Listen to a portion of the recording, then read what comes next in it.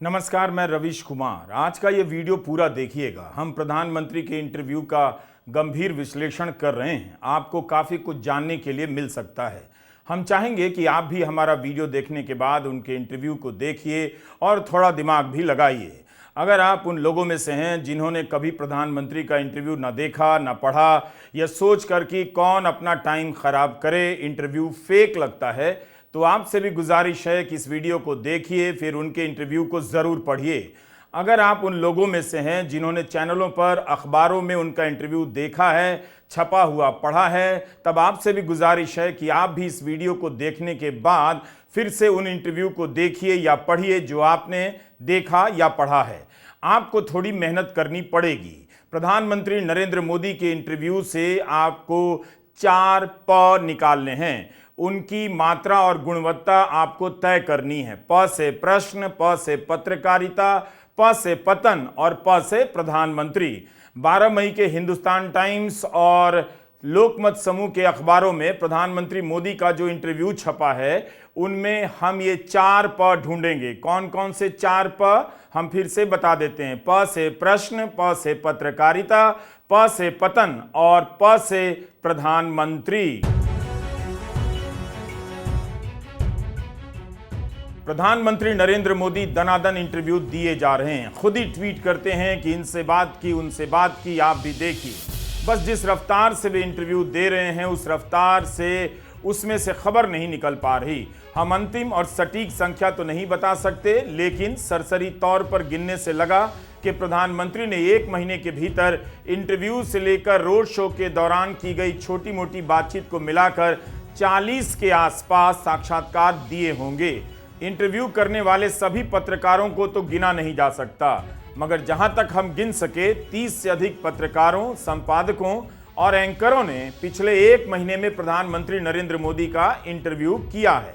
PMO को एक काम और करना चाहिए, पूरी लिस्ट जारी करनी चाहिए कि किस दिन उन्होंने कितने इंटरव्यू दिए हैं, टीवी को कितने इंटरव्यू दिए और अखबारों को कितने। प्रधानमंत्री मोदी ने टीवी चैनलों के 18 संपादकों और एंकरों को मिलाकर 10 इंटरव्यू दिए हैं। ये हमारे गिनने में आया है। संख्या थोड़ी ऊपर नीचे हो सकती है। किसी किसी इंटरव्यू में 3-3 या 5-5 संपादक तक सवाल पूछते नजर आए। इसलिए हमें लगा कि आज के वीडियो में प्रधानमंत्री नरेंद्र मोदी के इन इंटरव्यू की बात की जाए। सभी पर बात संभव नहीं, इसलिए हमने 2 अखबार समूहों के 5 अखबार चुने हैं। आमतौर पर इंटरव्यू होता है कि किसी से सवाल किया जाए, लेकिन प्रधानमंत्री के इंटरव्यू को लेकर सवाल पूछा जा रहा है। सवाल कहाँ है और जो पूछा गया क्या यही सवाल है? हमारा सवाल है कि इतने सारे इंटरव्यू से खबर क्या निकल पा रही है? क्या कोई नई बात सामने आ रही है? कोई मुश्किल सवाल पूछा गया है जिससे लगे कि प से पत्रकार ने प से प्रधानमंत्री के सामने प से प्रश्न पूछते समय साहस का भी प्रदर्शन किया?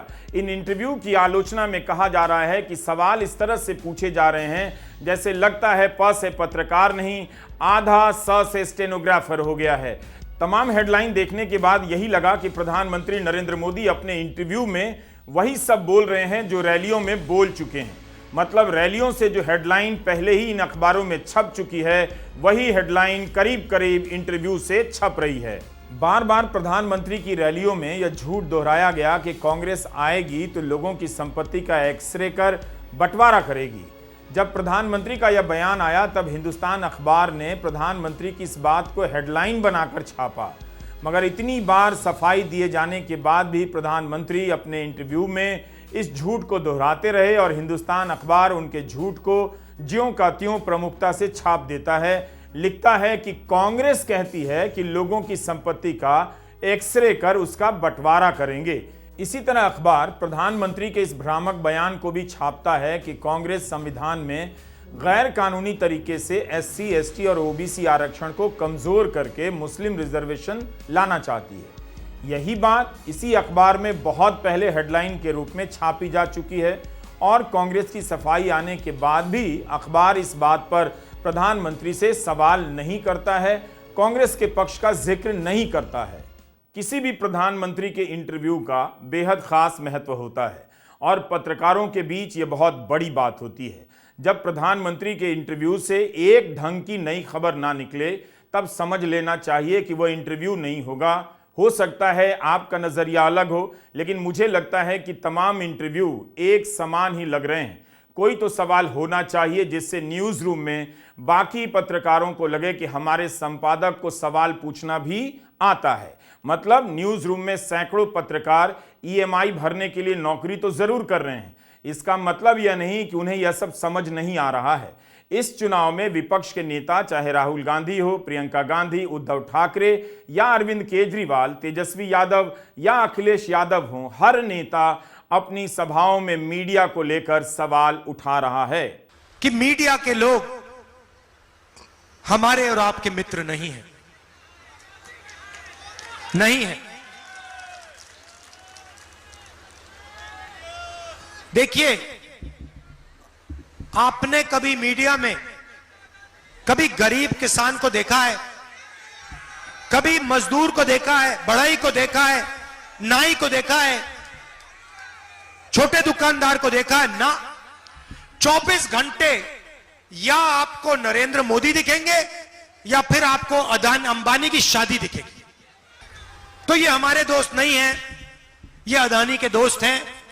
अदानी के दोस्त छोड़ो, अदानी के नौकर हैं, अंबानी के नौकर हैं। और मैं इनकी बात नहीं कर रहा हूं जो यहां आए हैं, ये बेचारे, इनका कुछ लेना देना नहीं है। इनको ऑर्डर ऊपर से मिलता है कि आज तुम्हें यह छापना है, कल तुम्हें यह छापना है, ये कर देते हैं। इनको भी सैलरी लेनी है, बच्चों को पालना है। मगर जो इनका कंट्रोलर ये है, जो इनका सीनियर मैनेजमेंट है, उनकी मैं बात कर रहा हूं। प्रधानमंत्री नरेंद्र मोदी के इंटरव्यू को कितना देखा जा रहा है, यह एक अलग विषय हो सकता है। अगर कम लोग भी देखें तब भी प्रधानमंत्री का इंटरव्यू महत्वपूर्ण होता ही है। क्या यह अजीब बात नहीं कि 30-30, 40-40 इंटरव्यू हो रहे हैं और पढ़कर फर्क करना मुश्किल हो जाता है कि इंटरव्यू है या मैनिफेस्टो ही छाप दिया गया है या विज्ञापन है। जबकि हमने जो इंटरव्यू देखे उसमें बीजेपी के संकल्प पत्र या मैनिफेस्टो को लेकर भी मुश्किल से कुछ सवाल पूछे गए हैं। अच्छी बात है कि सबका इंटरव्यू एक समान सा लगता है, मगर सब अपने इंटरव्यू को एक्सक्लूसिव, स्पेशल और विशेष बताते हैं। ज्यादातर की हेडलाइन आसपास की ही नजर आती है और वही है जो प्रधानमंत्री रैलियों में बोल रहे हैं। कई बार लगता है कि रैली की कमी इंटरव्यू से पूरी की जा रही है और इंटरव्यू को रैली की तरह छापा जा रहा है। अखबारों से कह दिया जाए कि आप यह बताइए कि पीएम ने आपसे कौन सी नई बात कही, अलग बात कही, तो उनके लिए मुश्किल हो सकती है। अक्सर सोचता हूं कि ये संपादक अपने रिपोर्टर या सहयोगियों का सामना कैसे करते होंगे। वैसे भी जब प्रधानमंत्री दर्जनों इंटरव्यू दे रहे हैं तो वह एक्सक्लूसिव कैसे हुआ, जबकि किसी से कोई अलग या बड़ी खबर नहीं निकल रही? क्या इससे बेहतर यह नहीं होता कि प्रधानमंत्री मोदी एक ही इंटरव्यू देते, टाइप कर देते और वही सभी अखबारों के दफ्तर में भिजवा देते, तमाम अखबारों में छप जाता, कम से कम प्रधानमंत्री का समय बच जाता। अखबार वाले जो डर कर सवाल नहीं पूछ पाते हैं, वो उसी डर के कारण एक ही इंटरव्यू अपने यहां छाप भी देंगे। Do you get my point? अब आप यह हेडलाइन देखिए, हिंदुस्तान अखबार के भीतर छपी है, तीसरा टर्म तेज तरक्की को समर्पित होगा। वही भास्कर के दूसरे पन्ने पर हेडलाइन है कि तीसरी पारी में भारत दुनिया की तीसरी आर्थिक शक्ति बनेगा मोदी। यह बात तो पिछले कई महीनों से प्रधानमंत्री कह रहे हैं। जैसे हिंदुस्तान और जागरण में ही यह खबर 2 फरवरी और 21 मार्च को छप चुकी है कि तीसरे टर्म में भारत दुनिया की तीसरी आर्थिक शक्ति बनेगा। यही नहीं, बीजेपी की होर्डिंग पर भी यही लिखा है कि भारत दुनिया की तीसरी बड़ी आर्थिक शक्ति बनेगा। सब में कितनी निरंतरता और समानता आपको नजर आ रही है। अगर यह हेडलाइन निकल रही है तो इसका मतलब है कि पत्रकार ने सवाल नहीं किया और सवाल के लिए तैयारी नहीं की। अर्थव्यवस्था के दावों को लेकर उनसे पूछा ही नहीं कि आपके दावे से सही हालत का पता नहीं चलता। भारत आज 5वीं या चौथी बड़ी अर्थव्यवस्था है, तब भी भारत प्रति व्यक्ति आय के मामले में कई देशों से बहुत नीचे है। यहां गरीबी या निम्न मध्यम वर्गीय जीवन का स्तर है। यह सवाल या दावा प्रधानमंत्री के हर इंटरव्यू में अगर है तो कायदे से पत्रकार को होमवर्क कर जाना चाहिए था और पूछना चाहिए था। जबकि उसके ही अखबार में इस तरह के दावों को चुनौती देने वाले कई लेख छप चुके हैं। हिंदुस्तान अखबार जिस समूह का है, उसके अंग्रेजी अखबार में 21 मार्च को इनइक्वालिटी को लेकर, असमानता को लेकर अभिषेक झा की रिपोर्ट छपी है। 28 अप्रैल को मैत्रिश घटक ने भी इस पर विस्तृत लेख लिखा है। आप हमारा भी इस पर वीडियो देखिए। 16 जनवरी को हमने अपने वीडियो में ट्रिलियन की इस ट्रिन का सत्य दिखाया था, आप फिर से देखिए। यहां हेडलाइन कह रही है कि देश के शीर्ष के 1% लोगों का कुल आय में हिस्सा चरम पर है। इसमें यह भी लिखा है कि वर्ल्ड इनइक्वालिटी लैब के डेटा पर कांग्रेस ने सरकार की निंदा भी की है। मैत्रिश घटक ने अपने लेख में चुनाव के संदर्भ में असमानता पर बहस की है। इसी अखबार में 29 अप्रैल को पूर्व वित्त मंत्री पी चिदम्बरम का बयान छपा है। अगर इस अखबार के संपादकों ने किसी वजह से काउंटर सवाल नहीं पूछा कि तीसरी अर्थव्यवस्था बनकर क्या खास हो जाएगा, तो आप इसी अखबार में छपी एक खबर को खुद भी पलट लीजिए। यह खबर भी 29 अप्रैल को छपी है, ज्यादा पुरानी भी नहीं। चिदम्बरम कहते हैं कि कोई भी प्रधानमंत्री बने, भारत वैसे भी तीसरी बड़ी अर्थव्यवस्था बन जाएगा। चिदम्बरम कई बार कह चुके हैं, लिख चुके हैं कि यह हो भी गया तो बड़ी बात नहीं, क्योंकि प्रति व्यक्ति आय के मामले में भारत बहुत पीछे है। भारत के लोगों की कमाई बहुत ही कम है। सोचिए, 5-5 संपादक इंटरव्यू कर रहे हैं। प्रधानमंत्री उस अखबार को दूसरी बार, तीसरी बार इंटरव्यू दिए जा रहे हैं, मगर तीसरी आर्थिक शक्ति को लेकर एक भी काउंटर सवाल नहीं। कम से कम अखबार में उसी इंटरव्यू के बीच में बॉक्स में छाप दिया जाता। हिंदुस्तान टाइम्स में प्रधानमंत्री मोदी ने कहा है कि उनकी सरकार ने महंगाई के मामले में यूपीए सरकार से अच्छा काम किया है और बेरोजगारी के मामले में भारत का रैंक सबसे नीचे है। प्रधानमंत्री किस रैंकिंग की बात कर रहे हैं पता नहीं चलता, ना अखबार ने इसका जिक्र किया है। इससे यह भी समझने को मिलता है कि अखबार सिर्फ छापने का काम करते हैं, बाकी आपको समझ आए या ना, आप समझिए। हमने अर्थशास्त्री संतोष मेहरोत्रा से इस पर प्रतिक्रिया मांगी कि क्या वाकई भारत में बेरोजगारी दुनिया में सबसे कम है। प्रधानमंत्री जी का जो कथन है बेरोजगारी के बारे में, वो पूर्ण रूप से भ्रमात्मक है। इसके 3-4 पहलू हैं, मैं पूरी तरीके से समझाता हूँ आपको। पहली बात ये समझना आवश्यक है कि हमारे देश में 2017-18 में ही कोविड से पहले बेरोजगारी की दर भयंकर रूप से 45 साल में सबसे ज़्यादा पहुंच गई थी।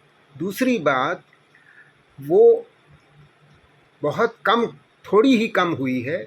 और ये भी समझना आवश्यक है कि हमारे देश के जो बेरोजगार हैं उसमें से 83% युवा होते हैं, 15 से 29 साल के। और बात यह है कि 2012 में जो युवा बेरोजगारी दर थी, उसकी दुगनी आज चल रही है। वो तब 6% थी, वो आज 12.5% है। तो आखिरी बात ये और समझना ज़रूरी है कि हमारे देश में लोग इतने गरीब हैं कि वो बेरोज़गार रह भी नहीं सकते। इसलिए युवा जो पढ़ा लिखा जा रहा है उसके बारे में सोचना ज़रूरी है। और हमारे देश का 1/3 युवा वो न काम कर रहा है न पढ़ रहा है। हाल ही में इकोनॉमिस्ट में रिपोर्ट आई कि मोदी के 10 साल की तुलना में मनमोहन सिंह के 10 साल में भारत की जीडीपी ने ज़्यादा छलांग लगाई थी। लेकिन किसी सवाल और जवाब के बाद अखबार की तरफ से यह सब नहीं बताया गया। हिंदुस्तान और हिंदुस्तान टाइम्स से अभी तक 5 लोग इंटरव्यू कर चुके हैं। इनमें से एक शशि शेखर को दोबारा इंटरव्यू करने का मौका मिला। एक ही समूह के अखबार को प्रधानमंत्री 2 बार इंटरव्यू दे रहे हैं। हिंदी अंग्रेजी मिलाकर 4 बार इंटरव्यू छप रहा है और ढंग की एक खबर नहीं निकल रही है। हम अपनी राय आप पर नहीं थोपना चाहते, मगर अपनी बात जरूर कहना चाहते हैं। आप भी इस वीडियो को देखने के बाद दोनों अखबारों के इंटरव्यू खुद देखिए और अपनी राय बनाइए। क्या यह बात आपको हैरान नहीं करती है कि इस चुनावी भागाभागी में प्रधानमंत्री नरेंद्र मोदी एक ही अखबार समूह को 2-2 बार इंटरव्यू दे रहे हैं, हिंदी में अलग, अंग्रेजी में अलग।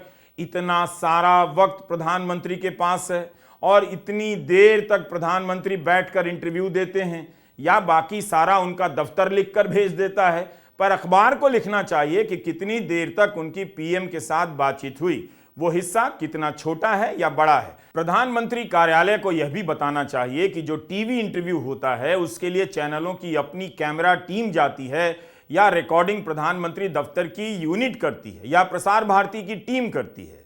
मुझे यह भी जिज्ञासा होती है कि यह इंटरव्यू चैनल के दफ्तर में एडिट होता है या प्रधानमंत्री कार्यालय से जुड़े किसी दफ्तर में चैनलों को पूरी फुटेज दी जाती है या इंटरव्यू कर फाइनल एडिट उनके हवाले किया जाता है कि आप प्रसारित करें। बस जानने की इच्छा हो रही है। तो हम ये कह रहे थे कि हिंदुस्तान समूह को 1 महीने में केवल 2 बार इंटरव्यू नहीं दिया, बल्कि ठीक उसी तारीख पर इंटरव्यू छपा जिस तारीख पर 12 अप्रैल को इंटरव्यू छपा। यह भी कमाल की बात है, कितनी प्लानिंग है इंटरव्यू के पीछे, बस खबर निकल कर भी आ जाती। 12 मई को हिंदुस्तान टाइम्स और हिंदुस्तान में प्रधानमंत्री का इंटरव्यू छपा। ठीक 1 महीना पहले 12 अप्रैल को दोनों अखबार में प्रधानमंत्री का इंटरव्यू छप चुका था। 12 अप्रैल को शशि शेखर ही हिंदुस्तान टाइम्स और हिंदुस्तान के लिए इंटरव्यू करते हैं। उस साक्षात्कार की कोई तस्वीर नहीं, लेकिन 12 मई को शशि शेखर, मदन जैड़ा, आर सुकुमार, शिशिर गुप्ता, सुनेत्रा चौधरी की तस्वीर जारी की गई, जिसे पत्रकारों ने खुद ट्वीट किया। यानी एक अखबार समूह के 5 लोगों को प्रधानमंत्री का इंटरव्यू करने का मौका मिला। एक पत्रकार शशि शेखर को 1 महीने में 2 बार इंटरव्यू करने का मौका मिलता है और उनकी तस्वीर अखबार में नहीं छपती। हो सकता है अखबार का अपना फैसला हो, कायदा हो, हम जो नहीं है उसे बस नोट कर रहे हैं, आपको बता रहे हैं। बस खबर क्या निकल रही है ये जरा आप खुद भी पढ़ें और तय करें, यह मैं आपके विवेक के ऊपर छोड़ना चाहूंगा। 12 अप्रैल और 12 मई के हिंदुस्तान टाइम्स के इंटरव्यू में लिखा है कि कुछ सवालों का लिखित जवाब दिया गया, मगर 12 मई के इंटरव्यू में अलग से कहीं नहीं बताया गया है कि वे कौन से सवाल थे जिनका अलग से लिखित जवाब दिया गया। न्यूज वीक को जब प्रधानमंत्री मोदी ने इंटरव्यू दिया तो पत्रिका ने साफ साफ लिख दिया कि उनसे 50 मिनट की चर्चा हुई, लेकिन जवाब लिखित रूप में आए। इंटरव्यू पढ़ने पर पता ही नहीं चला कि कौन सा हिस्सा चर्चा से निकला है और कौन सा हिस्सा अफसर ने लिखकर भेजा है। क्या आप इस गेम को समझ गए? ऐसे कहीं इंटरव्यू होता है? 12 अप्रैल और 12 मई के हिंदुस्तान और हिंदुस्तान टाइम्स में पहले पन्ने पर सवाल ही नहीं, भीतर के पन्ने पर सवाल छापे गए हैं। पहले पन्ने पर आर्टिकल की शक्ल में छापा गया है, फ्रंट पेज पर हेडिंग बना दी गई है, जैसे विपक्ष उत्साहहीन, किसानों के लिए व्यापक योजना।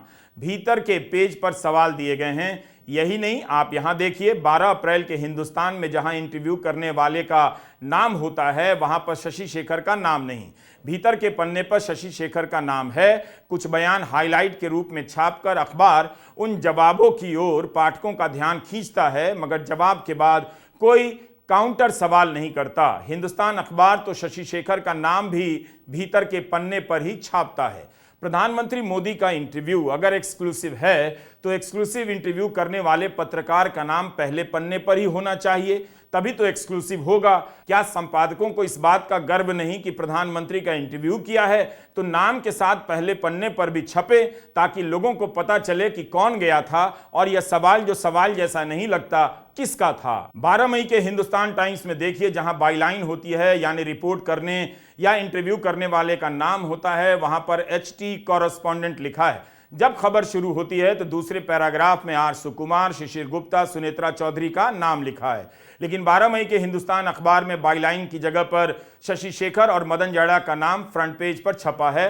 12 अप्रैल को नाम नहीं छपा था। इस बार भी फ्रंट पेज पर सवाल नहीं, लेकिन भीतर के पेज पर सवाल है। 12 मई के हिंदुस्तान टाइम्स में भीतर जाकर 2 पूरे पन्ने का इंटरव्यू छपा है। इस अखबार में प्रधानमंत्री मोदी की कुल 7 तस्वीरें हैं। इंटरव्यू करने वाले पत्रकारों के फोटो नहीं है, लेकिन लोकमत और भास्कर ने प्रधानमंत्री के साथ पत्रकारों की तस्वीरों को छापा है। दोनों के फ्रंट पेज पर इंटरव्यू लेते हुए तस्वीर है और लोकमत में भीतर के पन्ने पर चारों संपादकों की टीम प्रधानमंत्री के साथ खड़ी है और वो तस्वीर छापी गई है। हम चाहते हैं कि आप भारत की पत्रकारिता को लेकर बहुत गंभीर रहें, नए नए सवालों के साथ उसे जांचें और परखें, क्योंकि अनजाने में विनाश को गले लगाने से अच्छा है जानबूझकर गले लगाया जाए। कम से कम हाउसिंग सोसाइटी के अंकिलों की तरह आपको भी गर्व होना चाहिए। इसी हिंदुस्तान टाइम्स में 29 अप्रैल को तेजस्वी यादव का इंटरव्यू छपा है, मगर पेज 10 पर छपा है, पहले पन्ने पर नहीं। जबकि इसी दिन प्रधानमंत्री मोदी द्वारा एक चैनल को दिए गए इंटरव्यू की हेडलाइन तेजस्वी के इंटरव्यू से भी ज्यादा प्रमुखता से छापी गई है। अखबार ने तेजस्वी के अपने इंटरव्यू को भीतर छापा है और पीएम के दूसरे चैनल के इंटरव्यू से पहले पन्ने की खबर बनाई है। हमसे अगर गिनती में कुछ चूक हो जाए तो बताइएगा, हम अगले वीडियो में सुधार करेंगे। लेकिन 12 अप्रैल और 12 मई के हिंदुस्तान और हिंदुस्तान टाइम्स के इंटरव्यू को देखने के बाद हमें लगा कि कई जरूरी सवाल नहीं थे जो किसी एक इंटरव्यू में तो हो ही सकते थे। जैसे कश्मीर से बीजेपी क्यों भाग गई, चुनाव नहीं लड़ी, यह सवाल नहीं दिखा। अग्निवीर समाप्त करने के इंडिया गठबंधन के वादे पर कोई सवाल नहीं दिखा। इलेक्टोरल बॉन्ड को लेकर कोई सवाल नहीं। विपक्ष अग्निवीर योजना को खत्म करना चाहता है। प्रधानमंत्री मोदी का यह बहुत बड़ा कदम था, इस पर एक भी सवाल नहीं। प्रधानमंत्री मोदी रैलियों में भी युवाओं को अपने अग्निवीर कहकर नहीं पुकारते। पुकारना चाहिए। भारत का युवा अग्निवीर पुकारे जाने पर उसी पंडाल में खुशी के मारे लौट जाएगा। लेकिन दो इंटरव्यू में अग्निवीर पर एक भी सवाल नहीं। 5 संपादक पूछने गए और अग्निवीर पर ही पूछना भूल गए। इसी तरह दैनिक जागरण ने 18 अप्रैल को प्रधानमंत्री नरेंद्र मोदी का इंटरव्यू छापा। इसमें दिवंगत जनरल विपिन रावत पर कांग्रेस नेता की एक पुरानी टिप्पणी पर सवाल है, जिसके जवाब में प्रधानमंत्री विस्तार से बताते हैं। और यह टिप्पणी बहुत पहले की भी है, लेकिन अग्निवीर को लेकर कोई सवाल और जवाब नहीं। अग्निवीर दिया नहीं भैया, अग्निवीर लिया। पहली बार दुनिया की किसी भी सेना में पहली बार जवान को मजदूर बना दिया, बंदा मजदूर बना दिया, बंधुआ मजदूर बना दिया। कहते हैं किसान का बेटा, मजदूर का बेटा बॉर्डर में जाता है, उसे कहते हैं तुम अग्निवीर हो। अरबपति का बेटा जाता है, बड़े उद्योगपति का बेटा जाता है, कहते हैं तुम अग्निवीर नहीं हो, तुम नॉर्मल जवान हो। गोली लगेगी भाई और बहनों, अग्निवीर को लगेगी। और फिर अग्निवीर से कहा जाएगा हिंदुस्तान में 2 तरीके के शहीद हैं,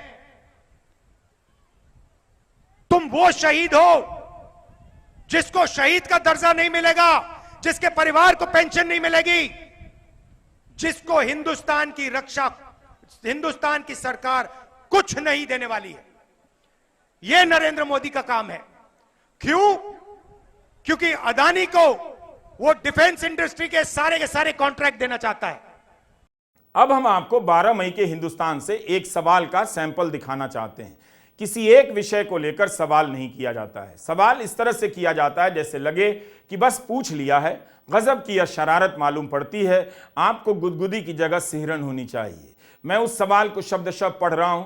किसका सवाल है? शशि शेखर का है, सुनेत्रा चौधरी का, मदन जैड़ा का, आर सुकुमार या शिशिर गुप्ता का, ये पता नहीं चलता। सवाल इस प्रकार पूछा गया है, हाल ही में सैम पित्रोदा के बयान पर आपने तीखी प्रतिक्रिया दी। तमाम लोग इस पर बोले। इससे पूर्व रेवन्ना पिता पुत्र हो या झारखंड के मंत्री आलमगीर के नजदीकियों के पास से अकल्पनीय रकम की बरामदगी हो, काफी चर्चा का विषय बने। इस दौरान मंगलसूत्र, मंदिर मस्जिद के मुद्दे भी उठे। क्या इससे चुनाव सार्थक विषय वस्तु से भटक नहीं जाता है? पत्रकारिता के क्लास में यह सवाल पढ़ाया जाना चाहिए ताकि लाखों छात्रों को पहले से पता रहे कि इस पेशे में अब उनका भविष्य निश्चित बर्बाद होने वाला है। इस सवाल में रेवन्ना पिता पुत्र का सवाल आता है। मतलब जो व्यक्ति भारत से भाग गया, जिसके लिए प्रधानमंत्री ने प्रचार किया, जिसके खिलाफ हजारों वीडियो होने की बात है, जिसे उसने कथित रूप से यौन शोषण करते हुए रिकॉर्ड किया है।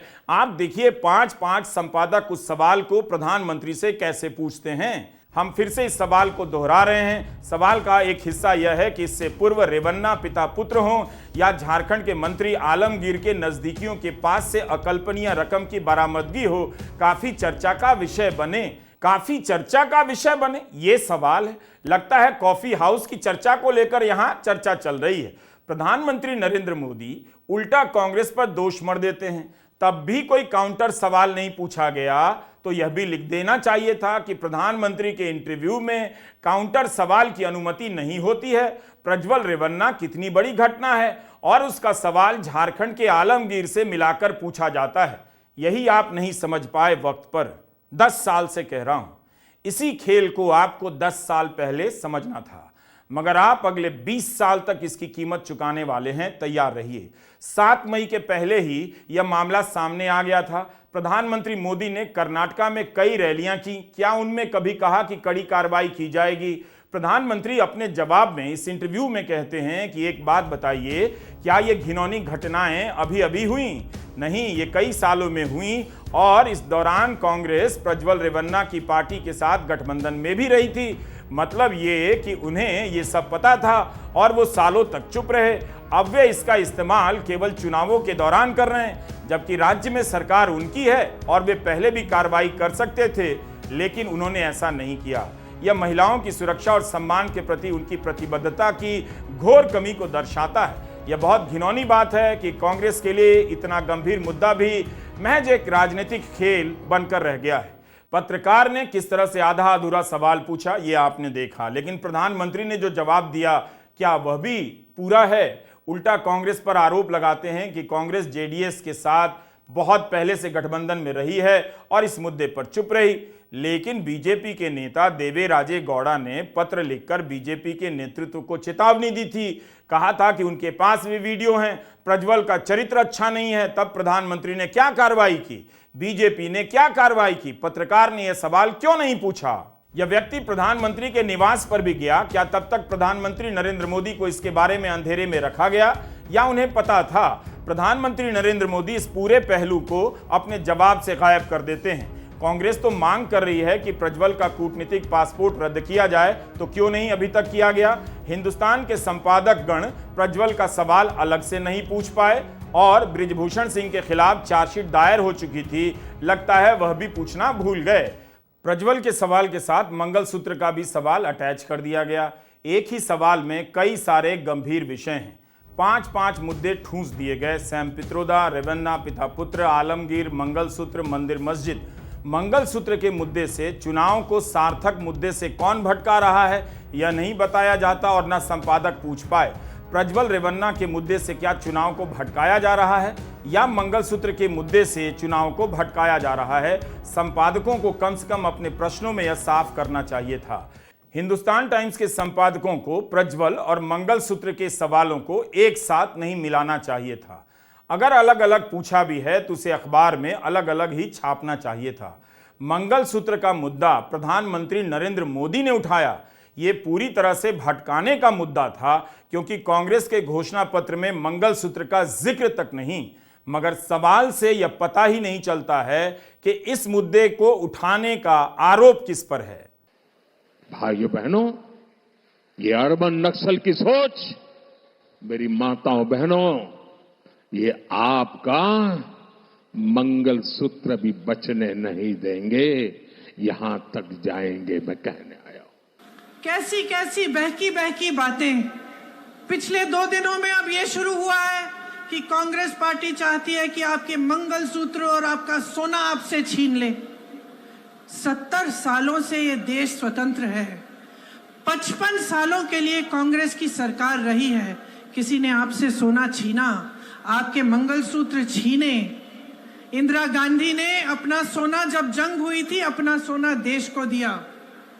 मेरी मां का मंगलसूत्र इस देश को कुर्बान हुआ है। क्या आपको अब लगा कि प्रधानमंत्री मोदी के इंटरव्यू को लेकर इतना सन्नाटा क्यों पसरा है? क्योंकि इंटरव्यू तो तब देखा जाता है जब सवाल पूछा जाता है, सवाल को गायब नहीं किया जाता है, और तब जनता देखती है कि जवाब किस तरह से आया। पत्रकार प्रधानमंत्री मोदी का इंटरव्यू कर रहे हैं या प्रधानमंत्री मोदी ही प्रधानमंत्री मोदी का इंटरव्यू कर रहे हैं? समझिए इस बात को। पूछिए सवाल। 10 साल तक सत्ता में रहे हैं, एक तो सवाल साफ साफ पूछा जाना चाहिए था। हमें यहीं पर हिंदुस्तान अखबार और हिंदुस्तान टाइम्स के इंटरव्यू को छोड़ना पड़ेगा। कांग्रेस महासचिव ने प्रधानमंत्री के इंटरव्यू पर तंज करते हुए कहा है कि निवर्तमान प्रधानमंत्री के अखबारों और टीवी चैनलों को दिए गए साक्षात्कार इंटरव्यू पूरी तरह से एक सफेद झूठ हैं, जिसका सामना इन दिनों हमारे देश को करना पड़ रहा है। हर छोटे से छोटे विवरण को प्रधानमंत्री द्वारा व्यवस्थित और प्रबंधित किया जाता है। उनके झूठ और नाटकीयता को छोड़कर उनके इंटरव्यू में कोई भी चीज स्वाभाविक या सहज नहीं है। कोई असल वाद विवाद नहीं है और न्यूज़ एंकर्स के द्वारा उनको बातचीत में शामिल करने का कोई प्रयास नहीं है। यह सब प्री स्क्रिप्टेड है, यानी पहले से तय है। भारत में वर्तमान या अतीत में कोई अन्य राजनीतिक नेता नहीं हुआ है जिसने मीडिया के साथ इस तरह से व्यवहार किया हो। आप मीडिया में देखिए, मीडिया कोई मामूली औजार नहीं है, यह नैरेटिव बनाता है, देश का नैरेटिव बनाता है, पूरे देश का, पूरे देश के नैरेटिव को इन्फ्लुएंस करता है। यहां बड़े बड़े पत्रकारों में, जर्नलिस्ट में, मीडिया ओनरशिप में आपको एक पिछड़े वर्ग का व्यक्ति नहीं मिलेगा। अब बात अच्छी लगे ना लगे, यह रियलिटी है, यह सच्चाई है। ये सब जितने भी टीवी के चैनल हैं, सब बड़े बड़े खरबपतियों ने आज के दिन खरीद रखे हैं। 57% ये सारे बड़े खरबपतियों के हैं।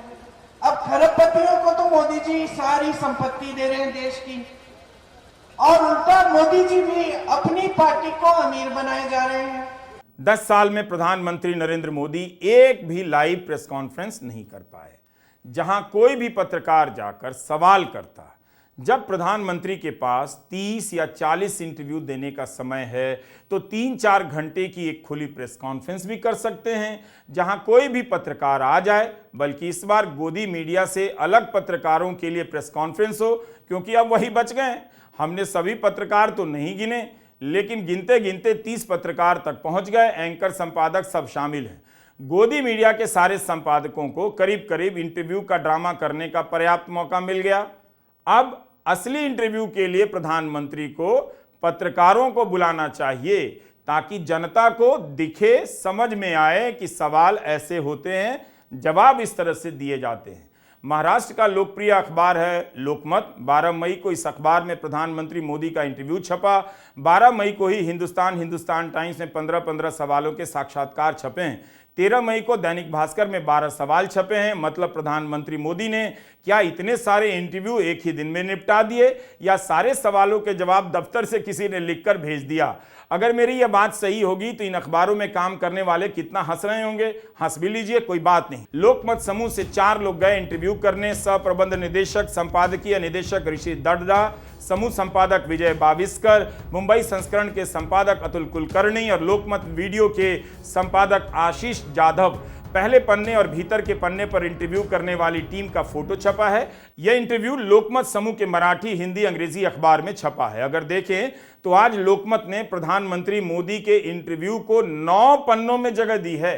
क्या विपक्ष को इतनी जगह मिलेगी, मिलती है? क्या यह लेवल प्लेइंग फील्ड है?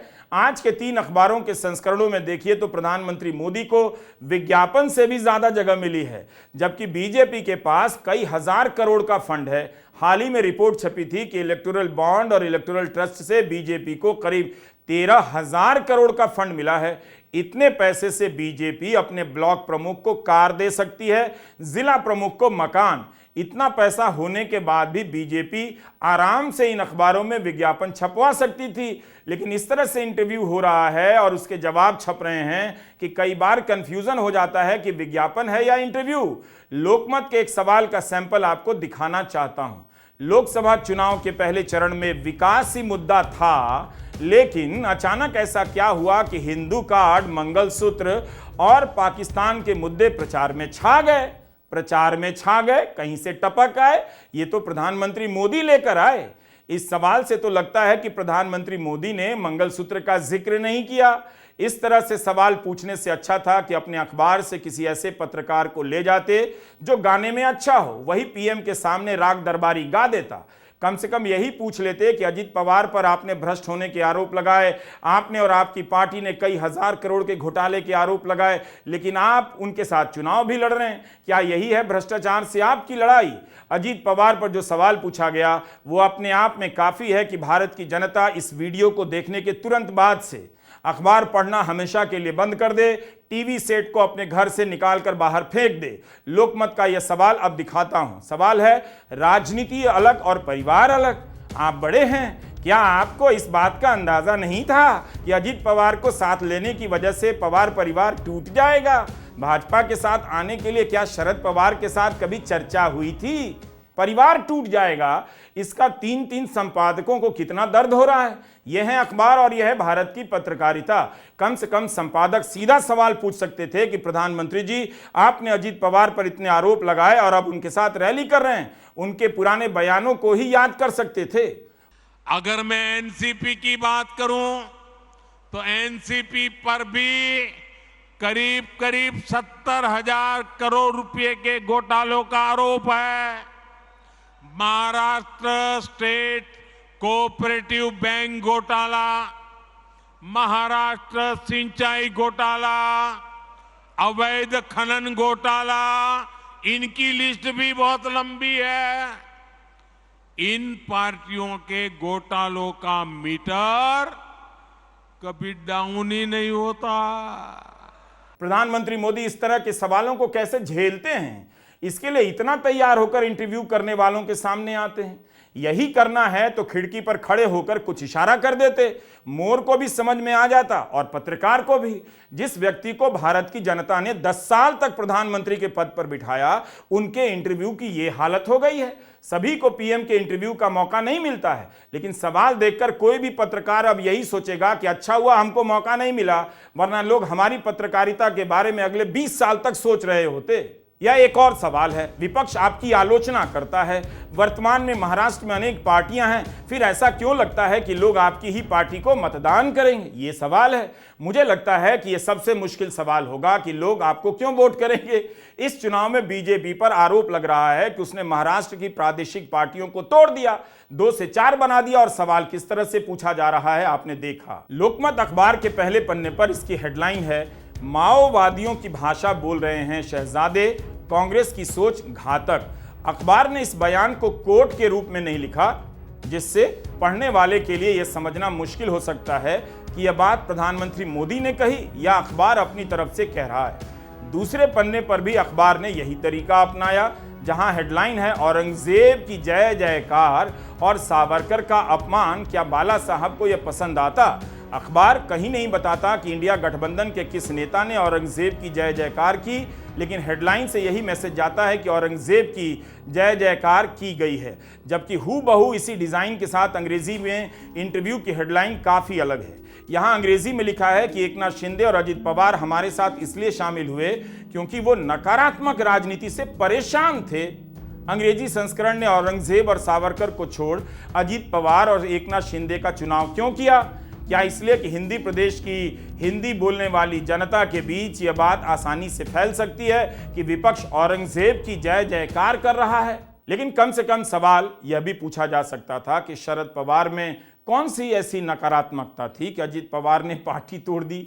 यह भी सवाल पूछा जा सकता था कि ऐसी कौन सी सकारात्मकता थी अजित पवार में जो भाजपा ने उन्हें अपने साथ कर लिया?